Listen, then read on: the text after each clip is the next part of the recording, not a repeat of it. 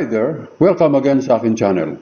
Today, our topic is about the second part or Module 2 of English 9 Week 3, entitled Make a Connection Between the Present and the Previously Read Text.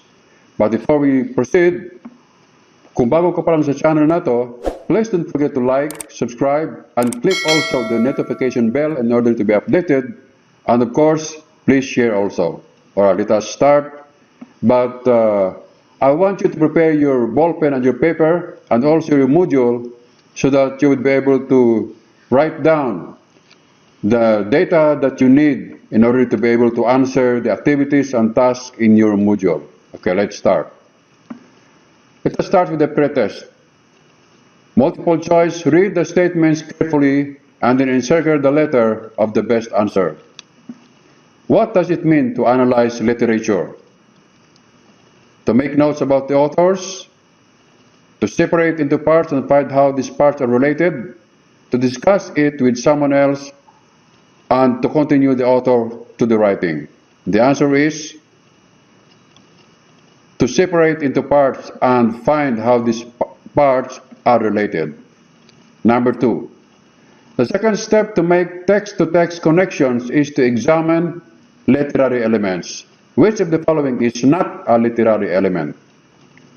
Publication date, plot, characters, symbols, setting. The answer is publication date.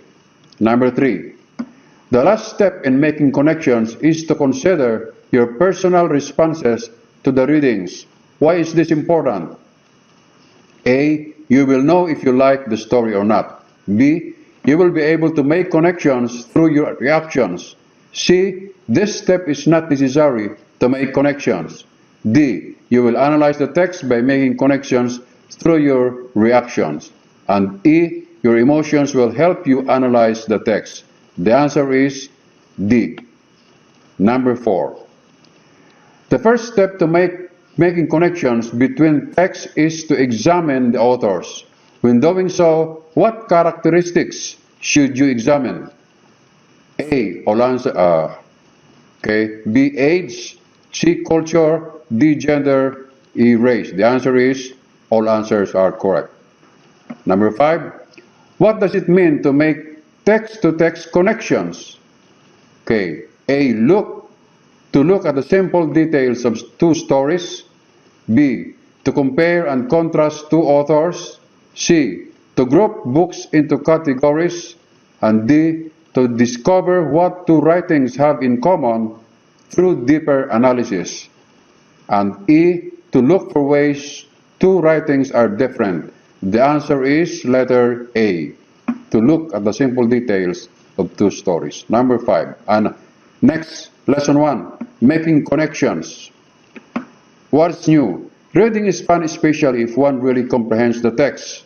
Alright, just read this in your module para mas mabilis tayo. Let us just fast-track this lesson. Comprehension is making meaning of text. Making connections is a strategy that can be very helpful to build connections between the following texts. Okay, these are the texts that we are going to study. Text to self, text to text, and text to word. Okay, now, text to self. Text to self connections are highly personal connections that a reader makes between a piece of reading material and the reader's own experiences or life. An example of text to self connections might be, this story reminds me of a vacation we took to my grandfather's farm. Dito sa text to self, the keyword dito ay itong word na me, my, or the pronoun I. Pag nakita ninyo, most likely, it is text to self. Ibig sabihin, yung literary text ay kino-compare sa sarili mong experience.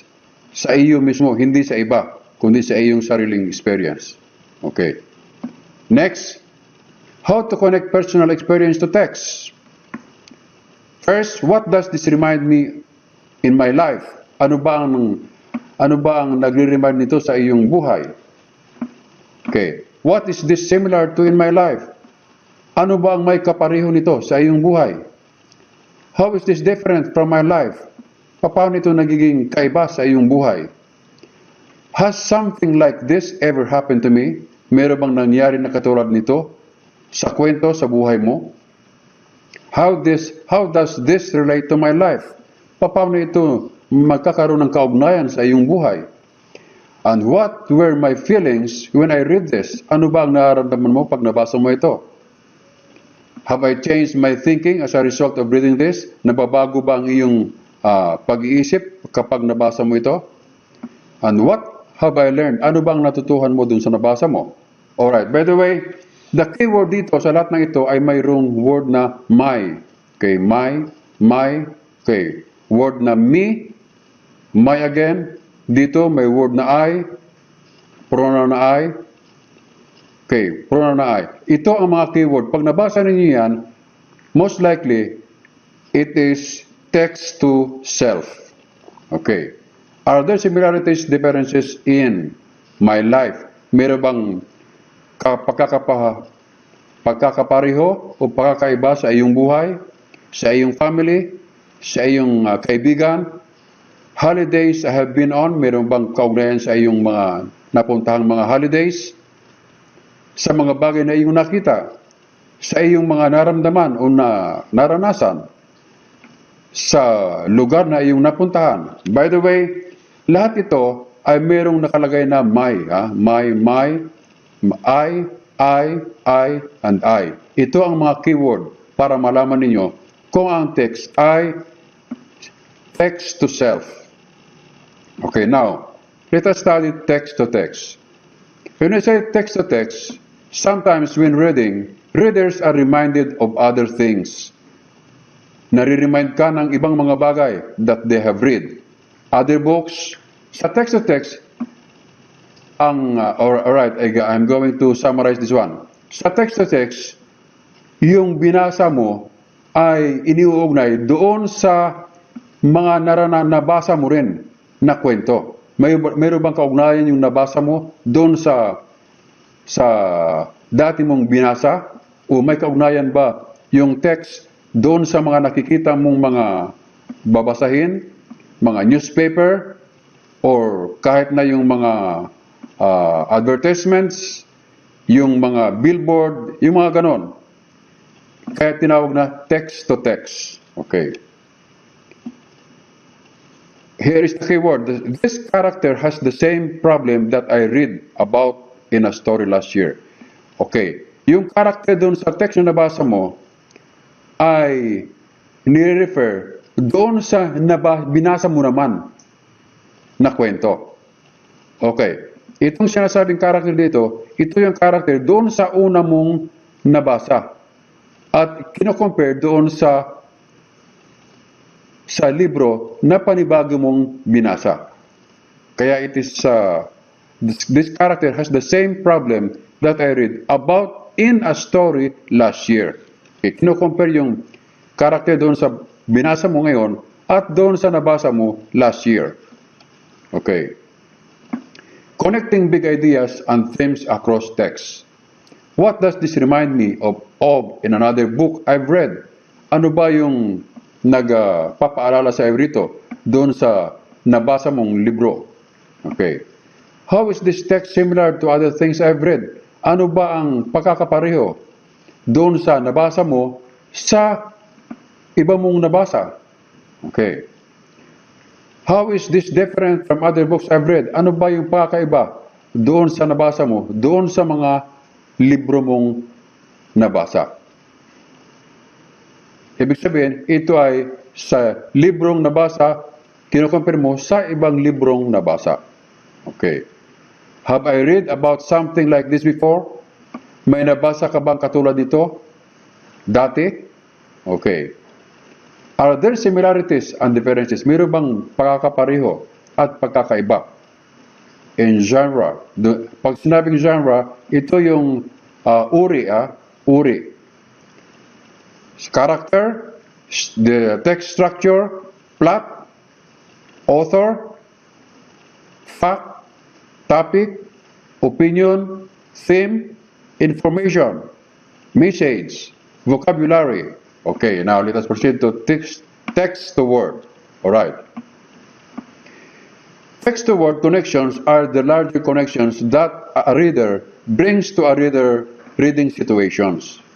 By the way, pag sinabing text to word, yung binasa mo ay kino-compare sa mga nakikita mo sa paligid. Sa mundo, it could be from television, movies, magazines, or newspapers. Ibig sabihin, ay ang binasa mo ay kino-compare sa nakikita mo sa iyong kapaligiran, sa environment, sa ibang bansa, sa mga napapanood mo sa TV. Basta ito ay tungkol sa iba't ibang bahagi ng mundo. Kino-compare yung idea doon sa nabasa mo sa mga iba't ibang panig ng mundo. Okay. Now, ito yung this is the way on how to find out if the text is text to word. Like this one. I saw a program on television that talked about things described in this article. Nabanggit dito ang program sa television. Kino-compare siya doon sa nabasa sa article. Okay. Now, connecting real world happenings to text. What does this remind me of in the real world? How is this text similar to things that happen in the real world? Paano ba nagiging kapareho yung nabasa mo roon sa text doon sa tunay na nangyayari sa mundo? How is this different from things that happen in the real world? Paano ito magiging kaiba sa nangyayari sa mundo? Okay? How did that part relate to the world around me? Paano ba ito nagkakaroon ng kaugnayan sa mundo? Okay. Are there similarities, differences? Mayroon bang pagkakapareho, pagkakahawig, o pagkakaiba? In something I have seen on TV, may pagkakaiba ba ito sa napanood mo sa TV? O narinig mo sa radio? O kaya inabasa mo sa newspaper? Or historical events? Or current events sa mga newspapers? Or something I have studied before? Ito ba inabasa mo sa iyong libro? Remember, this is about something. Okay, remember this about word, text to word. Mula sa nabasa mo, inihahambing ang kaugnayan sa mundo. Okay. Now, let us continue. Below are some examples of questions that can be used to facilitate students' connections. Text to self. What does this remind me of in my life? Ito ay sa text to self. And then, what is this similar to in my life? Ano ba may pagkakahawig nito sa aking buhay? How is this different from my life? Ano ang pagkakaiba nito sa aking buhay? Has something like this ever happened to me? May nangyari na ba yung katulad nito sa aking buhay? And how does this relate to my life? Paano ito may uugnay sa aking buhay? And how does this relate to my life? What were my feelings when I read this? Okay. Now, sa text to text naman, what does this remind me of in another book I've read? Ano ba ang kaugnayan nito doon sa libro na aking nabasa? Okay. How does this text similar to the other things I've read? Paano ba ito nagiging kapareho doon sa aking nabasa? How is this different? Itong mga this na sinasabi rito, ito ay tungkol sa iyong nabasa, sa kasalukuyang binabasa. Iniuugnay o inihahambing doon sa dati mong nabasa. Okay. How I read about something like this before. Okay, sa text to word naman, what does this remind me of in the real world? Ano ba ang nagpapaalala nito sa akin sa mundo? How is this text similar to things that happen in the real world? Paano ito nagiging kapareho sa nangyayari sa mundo? How is this different from things that happen in the real world? Paano ito nagiging kaiba sa nangyayari sa totoong mundo? How did that part relate to the world around me? Paano ba yung bahaging yon na iuugnay sa mundo, sa palibot ko? Okay. Now, for the summary, learners make personal connections with a text by using their schema. Pag sinabing schema, ibig sabihin niyan ay background knowledge. There are three main types of connections we make while reading text. These are text to self, text to text, and text to word. Alright, now let us proceed to the assessment. Encircle the letter of the correct answer. Be ready with your notebook and your paper. Number 1, what type of connection is this? I read a book about how grocery stores get their food. It reminded me of grocery trucks that drive by on the highway every day. Okay, the answer is text to word. Number 2, what type of connection is this? I read a book about what life was like before electricity. It reminded me of the time I went camping in a cabin that had no electricity. Okay, the answer is text to word. Number 3, what type of connection is this? I read a non-fiction book about how to get better at tennis. It reminded me of last summer when I attended a tennis camp to improve my skills. The answer is text to self. Number 4, what kind of connection is this? I read a magazine about the new airport which the city plans to build. It reminded me of how small many local airports are. Okay, the answer is text to word. Number 5, what kind of connection is this? I read a book about how eggs are produced. It reminds me of my visit last summer to my grandparents' farm. The answer is text to self. Number 6, what type of connection is this? I read a story about a boy who loved to eat cheese for breakfast. It reminded me of the time when we ran out of cereal and my mom made me a cheese sandwich for breakfast. The answer is text to self. Number 7, what type of connection is this? I read an article about a woman who opened a boat rental business at a lake. It reminded me of my vacation at Lake Michigan and the canoes we rented to explore the lake. The answer is text to self. Number 8, what type of connection is this? I read an article about how bananas are grown in the tropics. It reminded me of how oranges are usually grown in Florida. The answer is text to word. Number 9, what type of connection is this? I read a book about the best sports for kids. It reminded me that I had baseball practice that afternoon. The answer is text to self. Number 10, what type of connection is this? I read a story about how people talk without speaking, and it reminded me of school where sign language is taught. The answer is text to text. Number 11, what type of connection is this? I read a chapter book about a girl who worked in a factory in New York. It reminded me of an article that I read in school about child labor laws. The answer is text to text. Number 12, what type of connection is this? I read an article about how to catch a football. It reminded me of the time I caught the football during the championship football game and captured the victory for my team. The answer is text to self.